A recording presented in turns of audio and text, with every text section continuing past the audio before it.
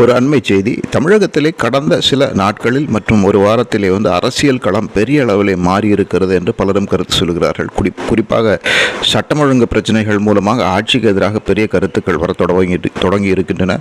எதிர்க்கட்சிகளும் குறிப்பாக அதிமுக, பாஜகவும் தங்களுடைய குரலை உயர்த்தி மீண்டும் அரசியல் களத்திலே ஆதிக்கம் செலுத்த ஆரம்பித்திருக்கும் சூழ்நிலையிலே விரைவிலேயே உதயநிதி ஸ்டாலினை முதல்வராக்கி விடுவார்கள் என்று சொல்லுவோரும் உண்டு. திராவிட முன்னேற்ற கழகத்திலே இப்பொழுது முதலமைச்சர் மு க ஸ்டாலின் கட்சி தலைமை ஏற்றுக்கொண்டு 2026 சட்டமன்ற தேர்தலுக்கு முன்பாகவே உதயநிதி ஸ்டாலினை முதல்வராவதற்கு வாய்ப்பு உண்டு. ஒரு புதிய முகத்தோடு களத்திலே தேர்தலை சந்தித்தால் இளைஞர்கள் வாக்குகள் அதிகமாக கிடைக்கும் என்ற கணக்குகளும் இதில் இருக்கலாம் என்று சொல்கிறார்கள். இப்படிப்பட்ட ஒரு சாத்தியக்கூறு உள்ளதா என்று தெரியவில்லை என்று சொன்னாலும் பொறுத்திருந்து பார்க்க வேண்டும். சட்டமன்ற தேர்தலுக்கு முன்பாகவே உதயநிதி ஸ்டாலின் அவர்கள் முதலமைச்சராக பதவியேற்றுக் கொள்ளக்கூடும் என்று ஒரு சிலர் சொல்லுகிறார்கள். பொறுத்திருந்து பார்ப்போம் என்ன நடக்கிறது என்று.